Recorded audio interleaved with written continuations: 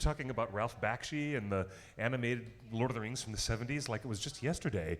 And Wasn't it? And here we are on the cusp of, and they've just announced this. We're going to get to the breaking news, ladies and gentlemen, very soon. Just bear with us. But we've just gotten to the threshold of 20 years of this worldwide Tolkien website, which has become like a nucleus of message boards, discussions, live chats, interviews with published Tolkien scholars, special guest writers, Tolkien scholarship, and a lot of room to talk about rumors and pop culture and what the hell. And you know what's really crazy about 20 years of this website going strong and 20 years of being a ringer and connecting with all of you is that this has sort of become our legacy, Cliff. This is the thing that we're going to leave behind in the world. When we're no longer here, there's going to be all of these videos of you and me talking about all things Tolkien for years and years to come. Yes, my gosh, wow. And also, speaking of numbers, this would be 7 years this April that we've been broadcasting live every Tuesday here at 5 p.m. The show is called Torn Tuesday for a reason. Somehow, with only maybe two blips on that perfect attendance record. Maybe 3. Justin, we've only missed 2 shows in 7 years. We almost got a perfect attendance. Do you believe that? And now, very recently, we've adapted our show from a 90-minute to a 60-minute format, also for the audio podcast listeners who get to join us later on. Guys, welcome back to theonering.net. Tolkien fandom is here for you, and here we are.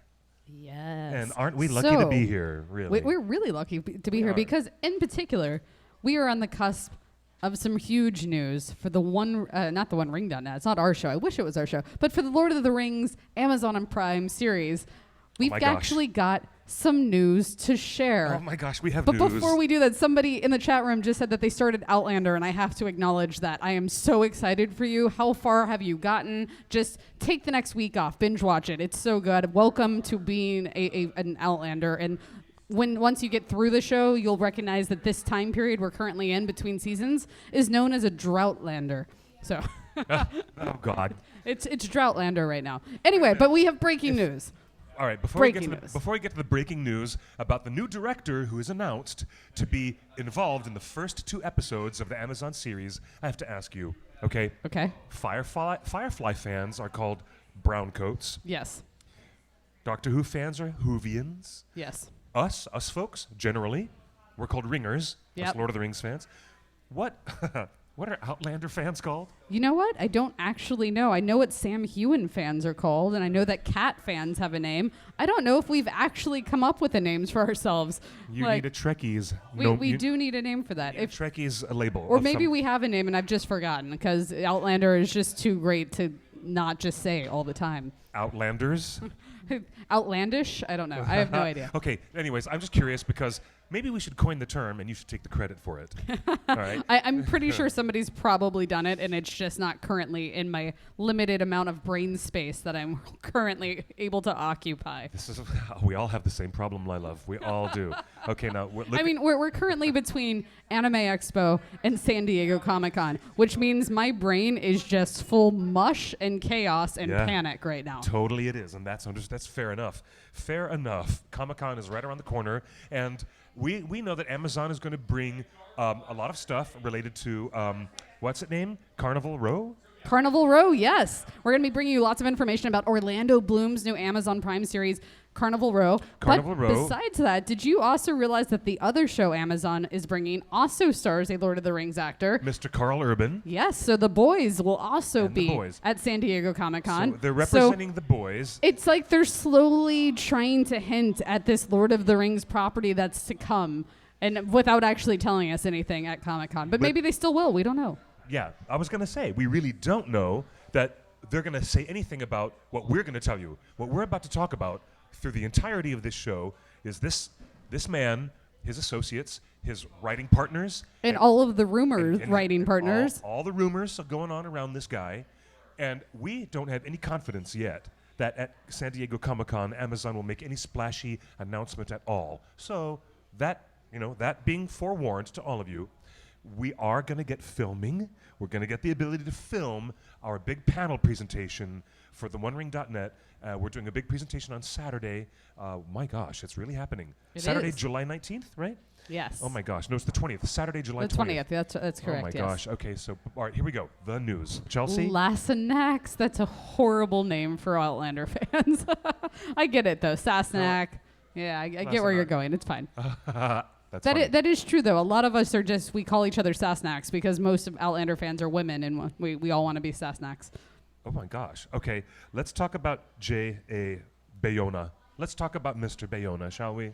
All right. So J.A. Bayona, or Juan Antonio, Drum roll.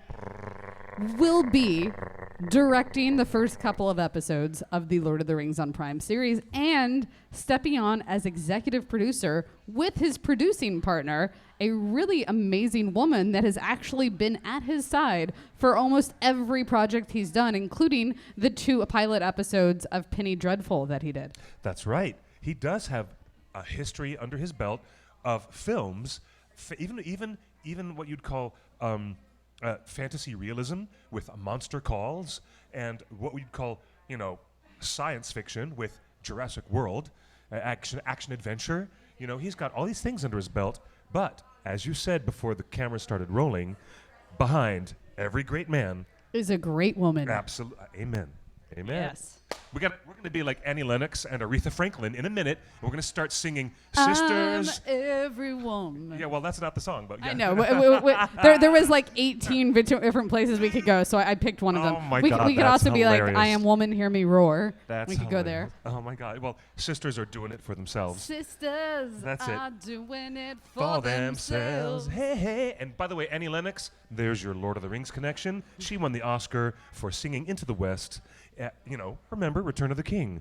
I know it's Into the West, and I know that is a Lord of the Rings connection, but my brain just went into the woods, and I was like, that's weird. Into the Woods? Yeah. Oh, no. Sondheim? Yeah. Okay.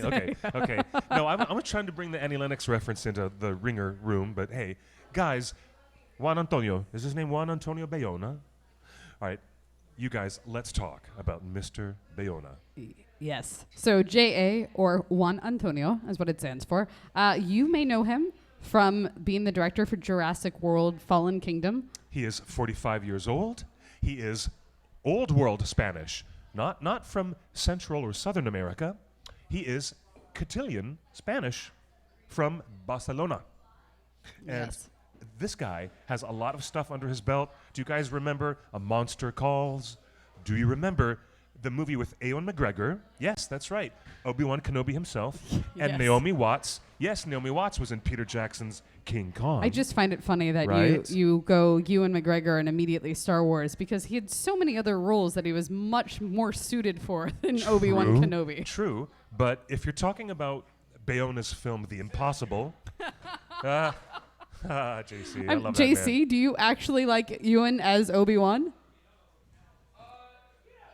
Yeah, that okay. doesn't give me confidence. Okay. I do. I always loved Ewan McGregor as Obi-Wan, but that maybe All I'm right. crazy. All Maybe I'm right. crazy. He's not horrible. I just prefer roles like Moulin Rouge. But there's these subtle connections with the actors that Mr. Bayona has worked with. They've all worked with Peter Jackson or George Lucas. I'm Awesome. just saying, if you watch the movie about the disastrous tsunami, The Impossible, there's even a young Tom Holland in that movie. Many years later, he would be cast as Peter Parker. It all comes together. he's working with some big properties and some cult properties like Penny Dreadful. Oh, I was yeah. like, so I feel like he's going to take things with caution, with careful caution. You know, think? like Well, let's go. Now, does Penny Dreadful count as horror? Gothic horror? I suppose it could. I'm not a horror fan, and since I like Penny Dreadful, I don't like associating it with horror. But I guess you could call it that. Were you in the realm of Dark Shadows type of, okay, Yes. Which is, well, I guess one of the earliest forms of soap opera being combined with horror. Now, we've seen that later on in Bad Blood when, those guys made that show. But I think Dark Shadows started all that in the 60s. But take a look at Mr. Bayona and what he's done as far as his genres. He's done big action, science fiction, dinosaur movies. He's done disaster, survival, true stories based on true events. He's done Penny Dreadful, which, let's say, loosely defined, it might be, horror, drama, maybe, or suspense. Maybe it's a suspense show. And what else has he done? He's done fantasy realism with A Monster Calls. So this guy, Mr. Bayona, who's about to do a whole new genre that he really has not specifically done. This is romantic fantasy, high fantasy adventure. Tolkien.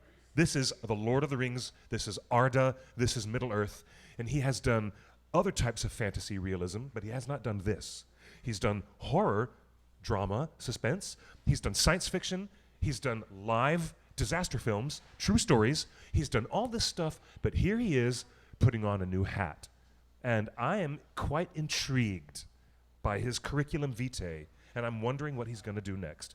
I don't know if Justin has the same confidence in him as this, but this situation gives me optimism a little bit. What about you, Chelsea? Are you optimistic about this? Absolutely, but I mean, I haven't had a moment where I haven't been optimistic about this project. Well, that's true. That's also very, very true. Again, I reserve all judgment until I actually see footage of what's happening. But well, that's me. This is the biggest news we have had. And yes. We've been asking, and you know, it's like I begged last week, Amazon, please give us some bloody news.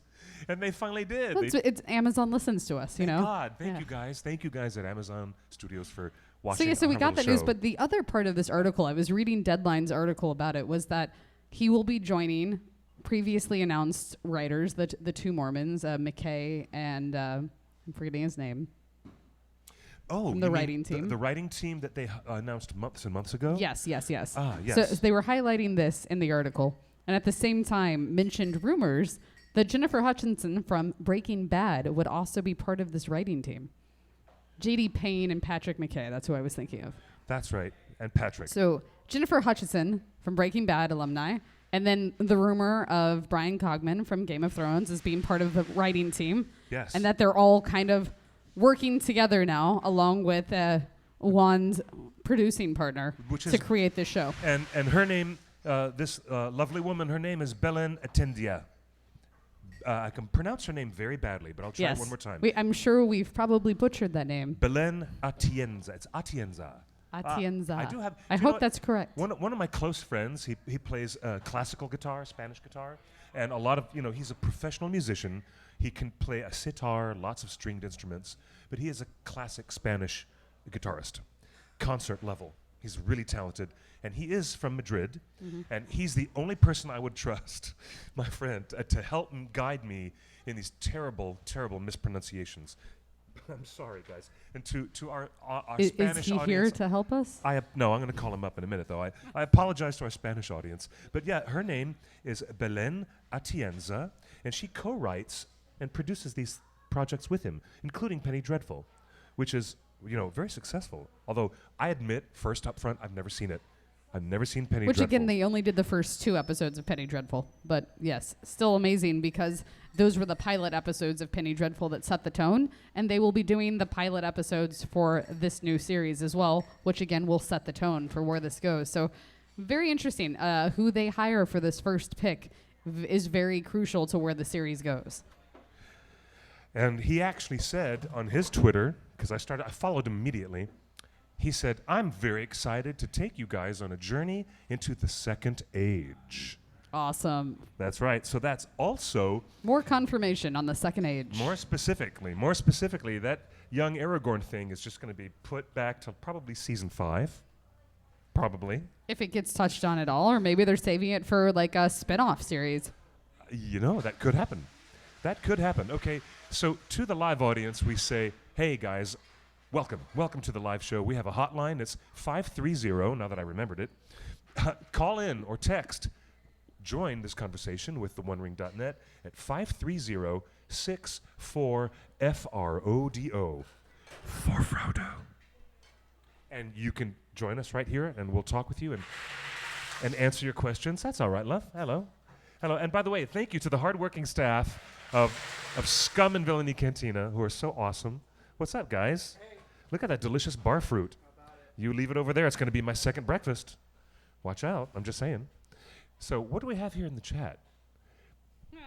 Yeah. Cliff is a master of name mispronunciation. Yes, He's I been am, purposely Jen. doing it to mine for about a year now. Jen, I got it right. Didn't I get it right?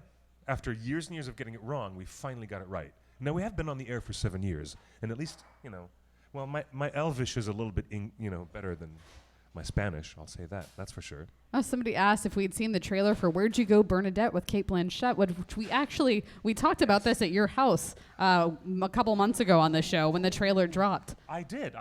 Where'd You Go, Bernadette? I've seen that trailer several times. Yep. And I'm telling you, I love me some Cate Blanchett. She's awesome. What is really kind of exciting is the possibility that, Galadriel was alive during the Second Age. What if there's the possibility somewhere of having Cate Blanchett return? And it doesn't. What about also having Elrond? It doesn't require any stunt casting. It only requires the availability of these original actors. Yes, Elrond is there. Yes. And even Martin Sokos Yes. could come back and be Celeborn, who is new. The new actors on the stage would be Celebrimbor and, of course, Sauron / Anatar. So that could be, that's where we get to speculate on what's going to happen there. But his name is Juan Antonio Bayona, and he is going to be our director. Like it or not, there it is, ladies and gentlemen. He is going to be our director, and I am really quite intrigued because, well, look, as a filmmaker, he has kept his palette, quite open and interesting. He has not done a Ken Burns thing where he puts himself in a specific lane and stays in that lane entirely. He's been branching out to try different things. Even The Orphanage, right? Remember The Orphanage? He directed that too. So if Peter Jackson can do that and go from zombie splatter horror and then go to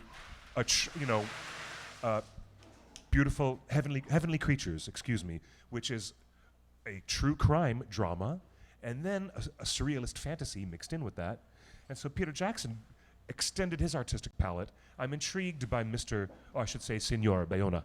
I'm intrigued by Mr. Bayona, by him extending his palette across different genres. But this is really big. This is big. I don't envy him a bit. And if I were to have him here with us, please come on our show, Mr. Bayona. We want to interview you. The first thing I would say is I don't envy you a bit. He is walking into Middle-earth now. These are the biggest shoes to possibly fill.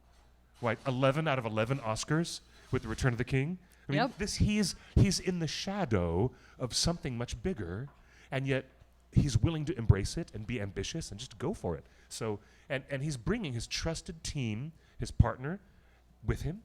I mean, we need to do some more research. We need to learn more about her and more about him.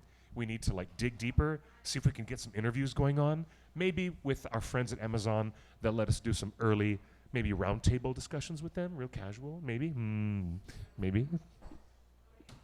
I'm just wishing. It's my wish list. Hey, my Amazon wish list, first thing is an interview with Mr. Bayona. That's on my Amazon wish list now, okay? Sorry.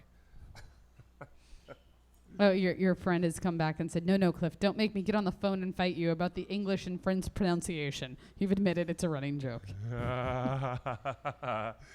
Okay, Jean. Jen. Please Big don't. difference. Big difference. I love you. I love you, my friend. Even if So I feel like I do admit it's a running joke. typically speaking, we have one or two topics that are very on point that we like to talk about for the duration of the show before we go into our little gossip corner. But there's a lot of other things going on in the world right now that we're gearing up for, like Comic-Con and things like that. I feel like we should talk about a lot of the climate changes that are going on. In popular culture? And just related to Tolkien. I mean, even just we started to talk about Carnival Row and The Boys and how that relates and what our actors are currently doing. It's true. We're only going to have one more broadcast before we all pack up and go right on down to San Diego. Which I am literally going to leave from the broadcast to start driving to San Diego You're next week. going on Tuesday night? We're going on Tuesday night. Wow. We're going straight from here to San Diego Comic-Con. Because even though Comic-Con officially begins on Thursday, there's a actually Wednesday night preview. So this year, if you are media, they have started to jam-pack our schedule where we're getting access to everything starting at 10 a.m. on Wednesday. Wow. So Wednesday is a full day for me. So it's not a preview night. No, Only it's a preview day. It's 10 a.m. until 10 p.m. of preview day. Wow. So just the exhibit hall is going to be open in the evening. Exactly. And that's open to everybody that has access to preview night as well as those screening episodes. But where I've got the Amazon activation for Carnival Row as early as Wednesday at 11 in the morning. That is very ambitious, my lovely friend. That is very ambitious. Very ambitious. This is what High Voltage does all throughout Comic-Con. So if you want to see more of my coverage and what I'm doing, make sure you follow our High Voltage channels. High Voltage Mag on Twitter, High Voltage Magazine on Instagram, all of those places. Indeed. I'm like amazed at your stamina. I mean, it got to a certain point after going to Comic-Con for 20 years that I wouldn't go for the entire 4-day event. I would cut back to only 2 days. I completely understand that. My bones and my 92-year-old person that is in here 92 years. Hates Comic-Con. But the rest of me, it's my favorite part of every year. And I work from about 7 a.m. till 10 p.m., 5 days in a row. Then I make it back to where we're staying, and we record a live podcast that talks about everything we did that day. And we publish the podcast, go to bed, and do it again the next day. So I'm working on the ground at Comic-Con from at least, we leave at 7, we probably get there at 8. Then we're working from 8 until about 9. We head back at 9, and we do the podcast, and I'm going to bed at 11:30. And that's 5 days in a row. Gosh. With back-to-back, I'm running between things. We're interviewing the cast of Emergence, and from there we run into we have a seat reserved for Van Helsing, and from there we run into the Carnival Row activation, and it's crazy. Comic-Con's a lot of fun, though. So if you want to nerd out about anything in terms of fandoms and what happened at Comic-Con, talk to me. Absolutely. My gosh.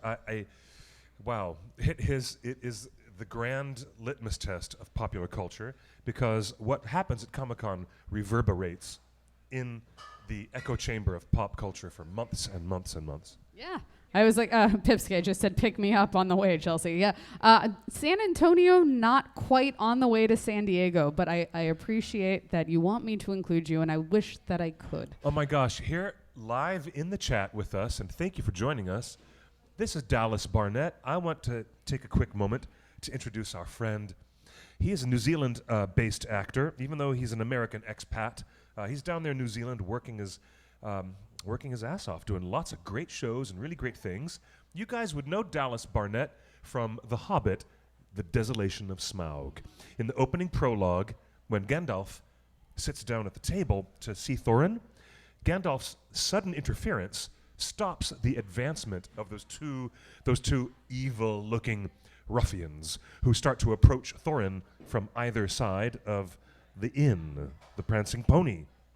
One of them is our boy. There he is, Dallas Barnett. He plays Bill Ferny Sr., who is, by canon within that cinematic universe, the father of the Bill Ferny character that is so famous in A Knife in the Dark, that chapter in The Lord of the Rings, The Fellowship of the Ring. And there's Dallas Barnett. How you doing, buddy? In the chat room on Facebook. Good Everybody to see make you. sure you say hi to Dallas. You guys, say hi. Good, and welcome to the show, sir. Now, he's excited because his friends, the stunt actors, the makeup people, the people who distress the armor, They're the all in physical New props Zealand. people, they're all going to get geared up for years and years of exciting work that's coming up now with Amazon Studios being down there where you are, good sir. And thank you, Brexit, for mucking that up. For Scotland, anyways. For all the folks working in Scotland, I don't think sorry. any of us actually felt like Sorry. that was a muck-up. We were excited to have it in New Zealand. Yes, yeah, very much. No, but I mean, the folks who wanted it to go to Scotland are disappointed, and that is a shame. But these are the economic realities of filmmaking or television making on such an expensive scale. Now, Kay, Pipsky, she's so cute. She's been with us for 7 years, one of our most famous veteran members of our audience. How you doing, Pipsky? Good to see you. Yes, I'm going to come down to Worldcon 2020 in New Zealand. I'd be more than glad to come down to Worldcon. Absolutely. Absolutely. That wasn't a I'm going. It was you guys need to go. But yes, we would love to go. You know what? I'll take that as an invite, Dallas. Absolutely. Nice. And I do also want to address something really big happened in Los Angeles in this past week, and Cliff and I and a lot of the OneRing.net received a lot of messages on Twitter, and we want to thank all of you about the earthquakes that happened here in LA. Thank you for your concern. As you can see, Scum and Villainy is still here. We are still here. Everything's great. Personally, I was in a Chipotle when it happened. Where were you? I was in a screening of Avengers Endgame. Oh, that's crazy. I was seeing Oh it my again God. when it happened, and we were at the part where Scott says, "You need to be careful, Hulk, with those. Those are PIM particles. We've only got enough Oh of my these." God, with the PIM particles With the too. and so there weren't any explosions or high-end, banging explosions or So you felt like pyrotechnics. the new scenes that they added into Endgame was this earthquake technology that just... There were no new scenes within the runtime of the film, just adding on at the end by the credits. But what happened was he said, "We've only got enough for 2 test drives," and he accidentally zaps in and out and says, one test drive, and then everyone in our theater started doing this, back and forth, like sitting on a washing machine, and we stopped and started talking out loud in the auditorium. "Was that an earthquake?" And I said out loud, "Yes, that's an earthquake. Let's go." And everyone just started going out. Did they refund everybody in the theater? No, actually, people just made a few phone calls to their family, and then they went back in because what they were there for was just the end credits to see the Of extra course. stuff at the end. So after people did a lot of texting and phone calls with family, me too. I had people calling me from Arkansas. I had people had from England reaching out to me Really? asking if I was okay, calling my phone. Oh my gosh, that was such a thing. Yeah. I'm Yep. telling you, that was really quite a fun thing. And anyways, at the end of Endgame was just a lovely tribute to Stan Lee himself. Yes, Really yes. lovely tribute. And then it sets up the beginning of Spider-Man, I believe, at the and end. they showed the opening 6 minutes of Far From Home, and there Yep. was a goofy, weird, like Hulk saving people out of a burning building scene. That they didn't fully finish. It was something they shot and they Yeah. didn't actually work up in post, but they wanted to include it, right? Yeah, I don't know why, but there it was. Just a funny outtake. I was in at Chipotle and it was amazing because everybody in the room was just kind of like, "Whoa, we're in an earthquake," and everybody was paused, experiencing the earthquake, except for the Chipotle employee that was making my food that kept just going, "So did you want rice?" And I was just like, we're in an earthquake. Can we have a moment? Like, she was just right on her game. "I want to finish this bowl. Let's go, lady." Like, Wow, customer service. right? She's like, "If we're gonna die in an earthquake, I want to make sure you get your food." I appreciate that. Thank you. She deserves a promotion. So diligent. That's wow. But yes, we are all great. I wanted to address that because I've seen the tweets. I was busy working Anime Expo. I didn't have time to get back to everybody. We appreciate you so much for the concern. Oh my gosh, wowzer. I mean, yeah, wowzer browser. That was quite the experience, that earthquake. And to actually notice it in the middle of a 3-hour action film, we were lucky that we were at a part that was dialogue only. Otherwise, we might not have noticed. And then there's people in D-box motion seats, the rock and rolling seats. They would never notice. Oh yeah, totally. The 40X seats, you would have just thought it was part of the movie. Yeah. Yep. Yeah. True to form, most people who are driving during an earthquake don't Don't feel it. They don't feel it. Yep. Yeah. Weird. The tires stop you from... This was actually the first quake I was in that I could see the ground in different places actually rolling. Like I could see different parts of the ground kind of lifting up and down, and it was really crazy. Whoa. Really? Yeah, it was. I thought it was cool. I mean, I know earthquakes are scary and disastrous. I was like, but to experience it in a safe place and see it happening, it's a beautifully natural thing that happens. It's okay. No, it is. It is. It's here. I got this. The funny thing is, were you at the? Sorry, my love. Were you at the Chipotle over on Sunset Boulevard? And No. Oh, you were not. Oh, right down the road here. Okay. I was at the one on Lancashire in North Hollywood. Sorry, guys, we had a bar spill over here. Sorry for that. Don't worry. Hey, yeah, you know what? Lancashire in North Hollywood. Okay. When you're out there in the valley, it's a little different than when you're here on this side of the mountains. Yes, for sure. Yeah. The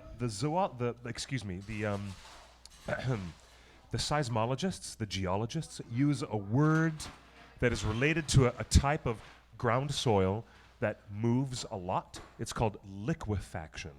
That's the technical term. It's suggesting, strangely, that the ground liquefies. And if you're in hard granite or hard bedrock, you're not going to feel it. But when you're in the valley, which is that, which used to be pistachio orchards and avocado groves, right? Orange trees. It's all farmland. The San Fernando Valley is that type of land, which is really going to liquefy, or ooh, you actually saw it move. Ooh. I mean, it wasn't intense. It wasn't like the ground was coming like massively up, but you definitely could see a bit of a roll. That would. Emily, to answer your question, it was a crazy. 7.1 earthquake is the one we're talking about. But 2 days before it, we had like a 6.6, and in between them, we had a 5.4. It was a crazy couple of days. It was a foreshock. Yeah. That would, but basically, it wasn't in L.A. It was 154 miles away. It was in Ridgecrest. Ridgecrest, California, which is much closer to Death Valley and Las Vegas. It's the people in Las Vegas. I tried to talk to my buddy Keith Stern, who runs Ian McKellen's website. Check it out, McKellen.com. And he's there in Las Vegas. And I tried to get a hold of him. Did you feel that? And he didn't. He said, nah, no big deal. No big deal. But, I would imagine that the people in Vegas felt it a lot more than we did in L.A. But that's the thing in general. So the media shows the most disastrous photos that you can possibly find for the earthquake. And most of us have been through several of them to where we're like, it's not a big deal. If it bleeds, it leads. There's that. Journalism. Anyway, That's just wanted to journalism for address you. that. But not at High Voltage Mag. That's it doesn't no, need to none of that clickbait for us. That's so awesome. Okay, now here's the thing.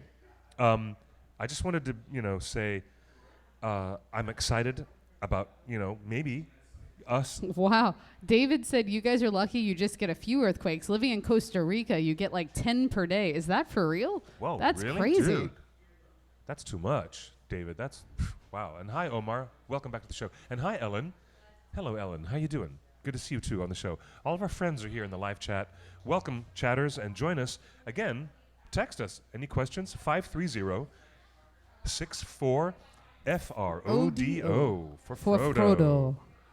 And Frodo Baggins. oh my goodness gracious! Yeah, I'm excited about maybe us planning some trips to New Zealand. Oh, I would love to go to New Zealand and spy on the filming. Well, yeah, why don't we do some behind the scenes visits? You and me. I think that'd be great. We should do that. I'm there. Yeah. This is the seed of an idea right now. I feel like Amazon should have us do a social media takeover where we do behind the scenes of their filming. Yes, a social media takeover. Yeah. All right, that's what I think should happen. Amazon, looking at you. Gently plant the seed now, Amazon Studios, and all you beautiful people over there in New Zealand, ready for us, Americans, us rude, ugly Americans, to come abroad and act badly. and eat your fine cheeses and freshly grown crops and ale. And your beautiful white wines. Oh my God, New Zealand, your wine, your cheese, your wool. I'm gonna get a possum wool sweater. That's what I'm gonna get. I can't wait to take you to see some of the places in New Zealand that I'm very familiar with. I've been dying to see Hobbiton my entire life. Like it's wonderful. I need to go to that part of New Zealand, and I'm. Oh my gosh. I'm probably gonna fall off existence for about 24 hours when I see it, and because I'll just probably faint in front of a Hobbit door, but it's fine. And then we'll come to, and I'll be back. It'll be fine. There's no hobbits and no Hobbiton in the Second Age. Just so you guys know that. There will be no hobbits in this opening season of the Lord of the Rings series. No hobbits, period. They were not there in the Shire. In fact, not yet. That would be maybe later seasons, maybe 4th or 5th seasons further down the road. But Pipske says we have to go visit Hannah. That's a good point. We do have to visit Hannah. Hannah. Well, actually, Hannah, who often co-hosted with us here at theonering.net, here on the Torn Tuesday show, she's going to be one of our special guest panelists down there. And she had been working with Weta on some really cool stuff, and she's going to be one of our panelists at San Diego Comic-Con on July 20th. She's coming for Comic-Con. I didn't know. All the way from New Zealand, Yay! yes. Yay! We'll get to see Hannah. She's going to be on the panel. Yay. Yeah, absolutely. Oh, my gosh, it's going to be groovy. Also, more reasons to pay attention to our San Diego Comic-Con panel. Saturday night. The social media takeover in Auckland. Let's go to those Auckland studios and check it out. Yeah. I'm so down. I'd also, while we're there, I'd like to do a tour of Weta that we can do on the OneRing.net's social medias and, all the fun things. Do they still have the planes, the Air New Zealand planes that are wrapped with anything Lord of the Rings? They were, but I don't think they're wrapped with that anymore. That was a Nothing few years anymore. ago. There's not one lingering around somewhere. There's also another quick point, which was brought up by Justin, believe it or not, and I think it's the Prosthetic Appreciation Day. All right, we had a tweet on our account. It was all about Prosthetic Appreciation Day. Mention your favorite movie creature, movie monster with practical effects makeup, prosthetics. Interesting. And people brought up Tim Curry as Darkness and Legend, and they brought in an American Werewolf in London, Mr. Carpenter, the John Carpenter film. Okay. And then they brought, of course, the amazing pictures of Lurtz. Lurtz, the giant Uruk-hai, who almost took Viggo Mortensen out Yep. in Fellowship of the Ring. We're talking those prosthetics because we want to talk about this, Amazon Studios.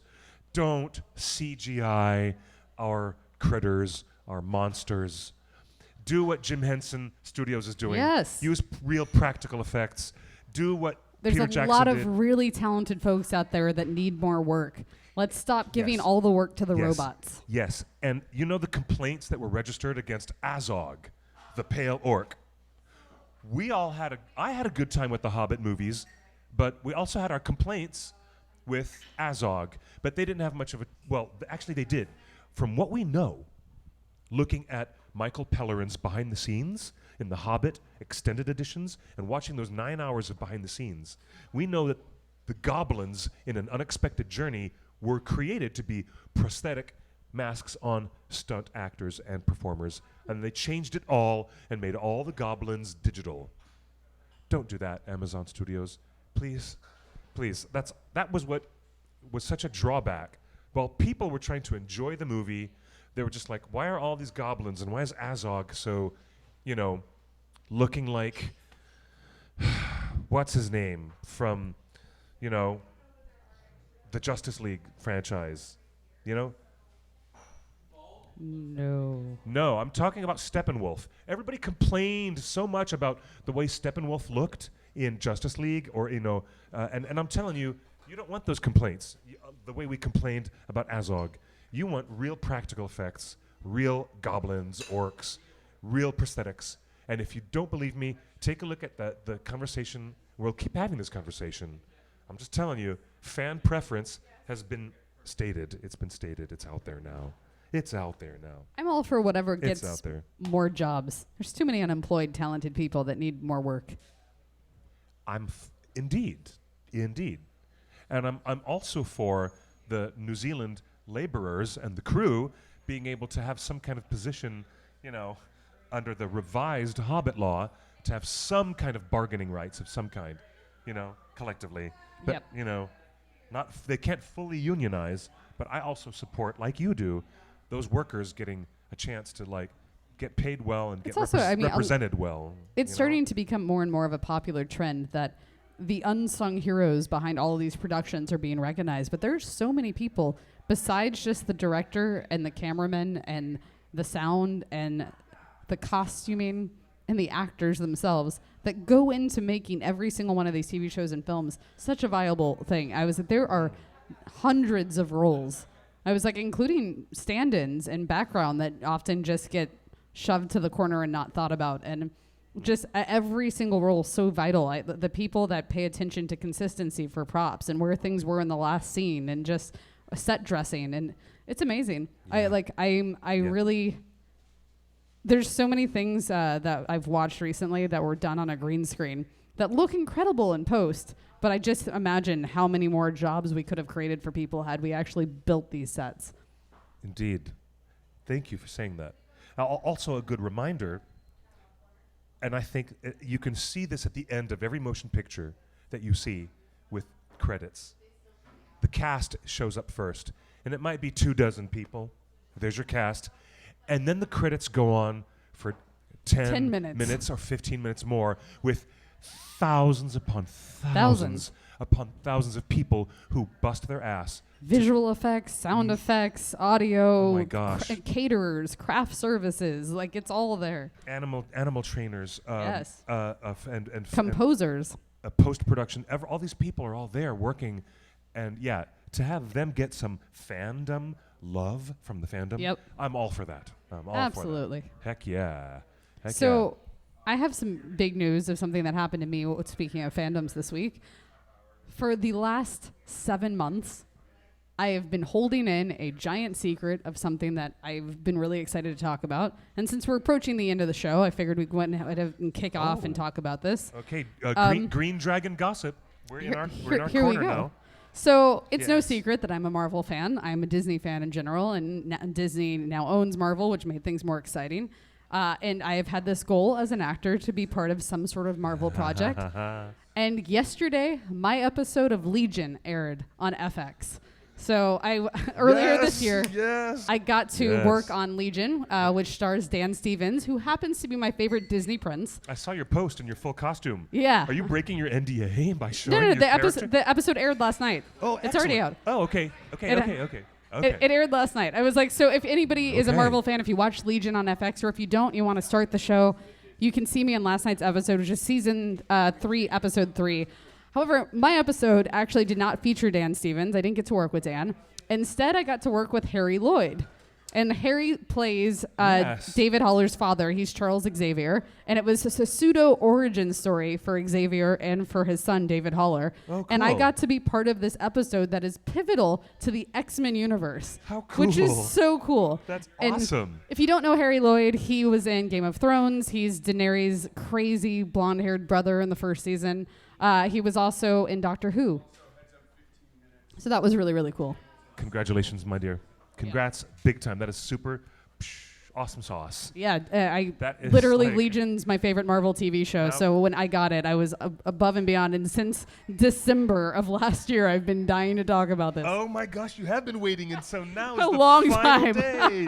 Finally- where you get to not break your NDA. I've been holding those photos on my phone. I've just been like, oh, I can't wait to post this. that is so Which, great. if you want to see my full costume, That is so great. Instagram, Uncool Rockstar. I posted photos this morning. I was nurse done. You'll see me in my 1940s nurse's uniform. It was awesome. And Ellen says, where were you in it? And you were the nurse in the scene. I'm in the mental health ward with Xavier. I'm one of the nurses that takes care of him. There was like 3 of us. That is so brilliant. Now you know how I felt when I got dragged into casting to go and be a soldier standing on the wall of Minas Tirith in The Return of the King. So awesome. That was like. Also, New Line Cinema made me not post about it for a year. Yeah, well, that's what you have to A do. year. You sign contracts, but then they want you to promote all of it everywhere and get people to watch. I was like, Yeah, so yeah. you have to say nothing forever, and then you're like, yeah, I can tell the whole world now. Yeah, yeah. Sometimes it's like, can't I help with your pre-release publicity? Right? Just a little bit. A little bit. I mean, when I was in New Zealand, they were filming during the Two Towers, but there were also a lot of scenes, not just when Gandalf healed Theoden and drove the spirit of Saruman out of his body, and there's this fist fight in the Golden Hall. All that stuff was happening, and way outside of town, in the upper hut, Helm's Deep had been transformed into the outer court of Minas Tirith, the outer wall. And so I was filming the scene when Faramir leaves the city to go and try to satisfy his crazy-ass father to go and defend Osgiliath. And it's called The Sacrifice of Faramir, and I didn't get to talk about it until such a long time later. It was like, and I know how you felt. I appreciate that, Chelsea. But to be with these folks on the TV show, that they like you, and now they're going to bring you back again. You have a greater likelihood of coming back again to this series, don't you? Well, except for that Legion is done now. This is the final season. Whoa. But that doesn't mean other Marvel properties. It's very true. Because very the same true. producers are going to be like, oh yeah, Chelsea, she's awesome, bring her in, bring her back. Thank you, Cliff. I'm down. I'm so down for that. This is going to be so cool. Wow, you know what? We get to nerd out over stuff like this at the end of every show. It's very nerdy, I know, but hey, indulge us. We've been on the air for 7 years, so we get to talk about some other fandoms besides Tolkien. Now, Cliff, are you getting excited for the Dark Crystal panel at Comic-Con? Oh, sugar. Yes, I am. I'm very, very, very much. What date is that panel? I believe it's the Friday. The Friday? Yeah, I can look it up real quick. Oh my gosh. I'm so looking forward to that. And I hope that somebody breaks the rules a little bit and like does the video of the whole thing? Please. Yep, Friday at 3:30 p.m. Oh, that's exciting. This is going to be so awesome. Yep. Oh yeah, I mean this whole resurrection of the world of Thra, the world of the Dark Crystal, is it gives me life. You're giving me life, Netflix. You are giving me life. Well, speaking of Netflix giving life, did you watch Stranger Things season 3? I haven't watched a single scrap of it, not a single thing. Same, I haven't seen anything. I haven't watched it at all, but I will. I'm trying to schedule it with a bunch of friends who want to get together and watch it all together. My downstairs neighbor. All right. And you're gonna have a Stranger Things binge watching party. I'm so down. That'll be good. What about? Did you make it to see Spider-Man: Far From Home? Yes, I saw it twice. Awesome. I saw Spider-Man: Far From Home twice, and I'm like, wow, that is how they handle the blip. That's how they're talking about the blip. Like some people are just back at the same age while everyone else is 5 years older and different. Yep. Wow, how weird is that? I have to say I'm not a huge Spider-Man fan. He's not one of my favorite superheroes. I did not like Homecoming at all as a film, but I really liked Far From Home. I loved it. I really did. I enjoyed it a lot. There was so many things about it, even just seeing Tom Holland embrace how smart he is, and just suddenly like having the moment of like, oh my God, there's a multiverse, so does it break down like this? And then also Happy just being like, oh, you need a suit? Here, you go play with Tony's old toy. I got the music. Like, that was great. It was so good. That Happy trying to distract Peter Parker to like, I'm not really dating your aunt, but I kind of am. Yeah, that was amazing. I mean, again, Jon Favreau for the win. I gotta say the comedy and the sense of, well, just the sense of I put it this way. Far From Home earned the goodwill of the audience. Yes. It really earned the goodwill of the audience because post-Endgame, really, this movie was about dealing with the ghost of Tony Stark. Yep. As much as it was within the Marvel Universe, the audience is dealing with this, with the absence of Tony Stark. And so is, sorry, spoilers, but, Far From Home is all about that, as well as it is gearing up for a bit of the future, the next phase. Yes, which, okay, so strongly hinted at. Speaking of Marvel and things like that, so I have a prediction. What? At Comic-Con this year, Marvel Studios is one of the title sponsors. Marvel typically does not sponsor Comic-Con on years that there is a D23, which this year there happens to be a D23 as well. Yeah. However, because of Disney Plus taking a 3-hour time block during D23, Marvel, Star Wars, Disney Live Action, Walt Disney Animation Studios, and Pixar, plus Fox, have all been lumped into one 3-hour panel, which means they don't have a lot of time to announce anything because D23 likes to do a 2-year slate when they make announcements. Wow. So I think Comic-Con, there is going to have a Marvel Studios presentation that announces the next phase of Marvel next week. That's my prediction. Because they want to position themselves in the best possible way to catch as many headlines as possible. Yes. And that's what San Diego Comic-Con is all about. Yep. So, like, usually Marvel holds back on their announcements and waits till later. I think. We'll see. We'll see if I'm right. We'll find out next week. Color me intrigued. Here comes Skeksil the Chamberlain when you don't want him to show up. I hate your whimper. Oh, goodness. Oh, Skek-Ung. Also tomorrow. You're such a bully. Tomorrow I will be seeing The Lion King, which I really cannot wait for. Which is why I'm wearing head-to-toe Lion King right now. Wait. You're getting to see the live-action Lion King tomorrow at 7 p.m. What? Yeah. No. Color me jelly. Color me way jelly. Yeah. I'm having a jelly fit. Jelly fit. I'm sure I'm going to cry when Mufasa dies. If you think that's a spoiler, go back to 1994 and watch The Lion King. Mufasa. But yeah, so I'm really excited for that, and I can't wait to talk about that more. Hit me on the head. Lightly. Hit me on the head. Seriously? Yeah. What'd you do that for? You're supposed to do Rafiki's I know, but I was laughing. What'd you do that for? It's okay. It's gone now. It doesn't matter. The moment is past. It's in the past. God damn.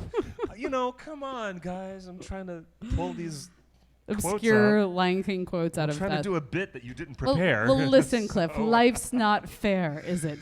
That was a Lion King quote for you. Thank you. I'll take it. I'll take it. And you know what? My favorite Lion King quote of all, Uncle Scar, you're weird. And then Jeremy Irons, you have no idea. Yep. You have no idea. My favorite is when he has Zazu singing to him of I've got a lovely bunch of coconuts. Diddly-dee-dee. that or Timon's in a hula skirt. Are you hungry for a tasty, fat, and juicy pig? Eat my buddy Pumbaa here, because he is a treat. Are you without a dime? He's a tasty swine. All you got to do is get in line. Are you aching? Yum, yum, yum. For some bacon. Yum, yum, yum. He's a pig. You can be a pig too. Oi! Oink. Oh, my God. Hello. Boo. Girl. That's so funny. Okay, I'm dying to see The Lion King. Seth Rogen won't stop tweeting about it. I'm in a movie with Beyonce. I'm in a movie with Beyonce. He just won't stop. I'm a little concerned about funny. Beyonce being in the movie, so that concerns me more that he's putting emphasis on Beyonce being in the movie. Then we'll find out. Yes. Is the voice of Rafiki John Oliver? No, I feel like I feel like John Oliver is Zazu. I mean Zazu. I meant to say Zazu. Yes. I meant to ask, and I just flubbed that. Thank you. I knew Zazu was John Oliver. Zazu. Who's the voice of Rafiki? I believe it's a new talent. Is it Chiwetel Ejiofor, whom I love? Maybe. He's a great actor. No? That might be. Oh, That's he's Scar. Okay. He's Scar. That's right. Oh, okay. Go for it. Chiwetel Ejiofor, you got shoes to fill. That's going to be awesome. Okay, so I'm going to say from the trailer that I've seen of The Lion King, he does not compare to Jeremy Irons. He doesn't have the power in his voice, the presence that Irons gives to that role. I'm a little concerned about him being Scar. You think? Just going to say, we'll see what I see after I see the full movie. But from the trailer so far, I'm a little concerned. We were also a little concerned about hot Jafar, sexy Jafar. And that turned out okay in the end. I mean, I still don't think he was great as a Jafar. I felt like he didn't have a place in the movie and that the Aladdin was fine whether he was there or not. Oh, really? Yeah. Okay, all right. But I liked the rest of Aladdin. I'll tell you the truth. I think Jasmine's performance was probably the strongest in the entire film. They definitely stirred that movie towards like a female agenda too, which made her very powerful. They did, but I mean, just her performance in general. She was great. Even if she didn't have that extra song that they gave her, which was a great number. Yes. I still think that Jasmine really had this. Well, she had this fidelity to the original, but she was also doing her own thing, and she was just a very strong performer. I loved it. But I liked the most. The only reason I would ever recommend Aladdin, is because of the costumes and the choreography. Absolutely. That's basically it for me. me. I loved the costumes. I got the biggest kick out of the choreography and the way the costumes were brought to life by the dancers and the photography. Yeah. That's really all about it for me. I mean, I actually really, really liked Aladdin. I just felt like Jafar added nothing to the story. Like, I felt like even if you just removed Jafar as a character, that the story was just as entertaining. Really? Okay, yeah, okay, maybe so. I did miss... My thoughts. I did miss Iago being, so... Gilbert Godfrey? I really did miss that. However, you know who Iago was, though. Was it Alan Tudyk? Yes, it was. Alan Tudyk. Alan Tudyk. I said his name wrong. Sorry. I'm bad today with mispronouncing things. We should just make it like a game show of how many names can Cliff mispronounce in one show. If I spoke the entire show, or it could be like a drinking game that people take shots at home while they're watching. If I spoke the entire show in Elvish, I'd probably do better. Probably than English. I don't know. Well, you'd do better because most of the audience wouldn't understand anything you were saying, so they would just be like, "Oh, he said that right." Yeah. Okay, here's the thing. All right, this announcement that Marvel's going to bring about its next big phase, yes, could be the thing that steals all the thunder from Amazon making an announcement about Rings. Yeah. And maybe that is why Amazon Studios will withhold Lord of the Rings announcements. I do feel like they're definitely going to withhold at this point. I also this was very fascinating. Warner Brothers typically does a giant Hall H presentation every year at Comic-Con. And I have been hearing from multiple places that Warner Brothers will not be doing a Hall H presentation this year, which is crazy. And instead, they're doing like an It party on Wednesday night. So they're focusing on It coming out, It 2. I'm stoked for It Part 2. No clowns in horror for Chelsea. No clowns in horror for you? No, thank you. Really? Yep, I am not that girl. No.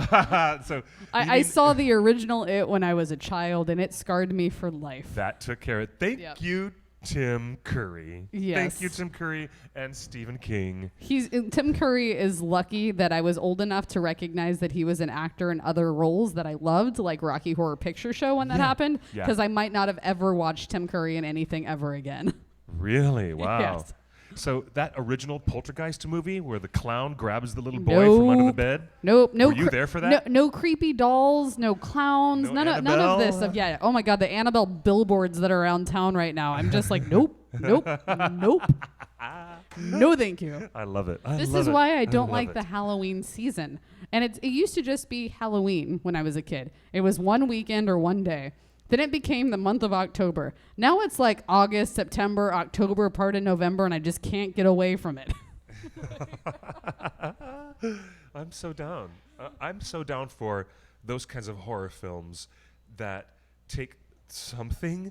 And you know what? There was a weird video that I saw on YouTube that explains the psychological disconnect of why some people generally are uncomfortable and anxious around clowns, even when the clowns are harmless and very humorous. Like, I can't even take the clowns in Dumbo. Oh, gosh. Yeah, well, yeah. Yeah, there's that. Yeah. Oh, good. We got one other person that doesn't like clowns either. I'm not alone on this. And then two. Yes. We're starting a tribe. Then there's American Horror Story. Yeah, I don't watch it. If it's got horror in the title, I'm out. Okay. Just. Yeah. Crazy stuff. Okay, now, I'm wondering, since our Spanish director, Mr. Bayona, has so much experience with horror, I wonder if he and Penny Dreadful, how about that concept? But Penny Dreadful was very tastefully done. Like, it's not just a spook to spook you. But there can be elements of suspense, and there's a lot of horror. There can be in Lord elements of every genre in any film. I was like, you get humor, you get drama, you get horror, you get suspense, you get action, and most of these, like any superhero movie's got all of that. There are moments, you're right. There are moments when Peter Jackson brings his flavor for horror into the Lord of the Rings, especially when Frodo is warned by Gollum, don't look into the lights, and he gets pulled. He falls into the water in the dead marshes, and those dead faces, the ghosts of the fallen soldiers, are all around Frodo. Yes, they're definitely. And how about the handling of that giant spider in the Return of the King? Shelob is way in the horror realm. I'll tell you right now, in Lord of the Rings, when Gollum has the moment where in Galadriel 2, where they've got the power and everything goes into like a negative framing, terrifies the crap out of me. And that's literally just that brief moment of horror. I can handle that. If it had been any longer in the film, I would have been like, I don't know if I can keep watching this. Really? Wow. Yeah. I don't do well with horror. So there's the distinct possibility that Mr. Bayona might bring his experience with the orphanage and with Penny Dreadful, and he might bring in Sauron, who for the first time will have, all right, guys, don't come at me in the mentions in the Facebook discussion or in the mentions, but literally Sauron does not have dialogue. There's a little bit of whispered dialogue from The Ring. The Ring has a lot of whispered dialogue. In fact, there's a different actor who gets a credit as the voice of the Ring. Benedict Cumberbatch comes in as the voice of the Necromancer in the Hobbit films, but there's only some black speech whispered in the distant wind. Here we're going to have a physical actor opening his mouth for the first time as Sauron, and I wonder if Mr. Bayona will bring elements of horror into this experience, this tactile, first-person experience of Sauron that we're going to get for the first time in the Second Age. This is intriguing to me. Color me intrigued. What color are you colored today? Intrigued? Optimistic? You're always optimistic. I'm always optimistic. No, but that's not going to change. I think at this point it is past 6 o'clock. We got to wrap things up, and we're going to keep a watchful eye on Juan Antonio and everything unfolding in the writer's room. I don't think we'll have too many updates in the next week before Comic-Con, but maybe right after Comic-Con. So give us a couple of weeks for some juicy new tidbits. But in the meantime, we'll keep studying. We'll dig deep. We'll see what we can find out. We'll have a lot more juicy tidbits for everyone next Tuesday. And for those folks who want to catch up with Mr. Bayona and all of his previous films, support your local library. Seriously, folks, you can actually click online to your library catalog, get the DVD of any of his past films, take your library card and go check it out. And hey, you'll be able to catch up with what we're talking about next week. I want to do an in-depth review of all of his past films. And I need to watch Penny Dreadful. I'm going to catch up with this so that we can all be conversant. And you have time to do that before Comic-Con next week? I do. All right. I Go do. Cliff. Yeah. I do. I've got. I have no believe time. me, I've got time. You don't, but I do. So. All right. Well, we will have a lot more for you guys next week. Thank you so much for watching. Thank you to Scum and Villainy for hosting us every week right here in Hollywood. If you want to find me online at Uncool Rockstar and stay up with my adventures throughout the week when I'm not here on Torn Tuesday, and where can they find you, Cliff? It is always a delight to have you guys come visit me on Twitter or Instagram. I am QuickBeam2000. That's beam of wood. Remember, QuickBeam 2000. And I'm always there talking mischief and, having little visual, tidbits of life and what I'm, doing. But you know what? Chelsea, far more interesting stuff going on over there. It's not more interesting. Oh, it's way. I just have a lot of things going on. They're not necessarily interesting. You were just in the Marvel show. Legion It's true. X. It's so cool. And I spent the last 5 days at Anime Expo dealing with all the anime stuff, which was awesome. I'm loving that. I Yep. totally love it. So I'm like, But yeah, if you want to be a nerd, follow me. And otherwise, if you're not following theonering.net on Instagram, Twitter, Facebook, if you haven't subscribed on YouTube, do all those things and make sure you join us back here next Tuesday, Yes. same time, same place. Yep. We can't wait to see you. Definitely follow us on Twitter. I'll be writing more lengthy Twitter threads like the one I did about filming in New Zealand. And we'll be talking about all kinds of stuff, examining the first season of the second age of this series, and more bits of information as we get it. We need to wait until October before we get really official casting announcements. So bear with us. It's going to be a summer of speculation. And with that said, thanks again for joining us, and thanks to our friends at Sideshow. We'll see you next week. Thank you guys for joining us. Until next time, buenos noches y buena suerte. See you next Tuesday. And we're out. Are we out, Justin?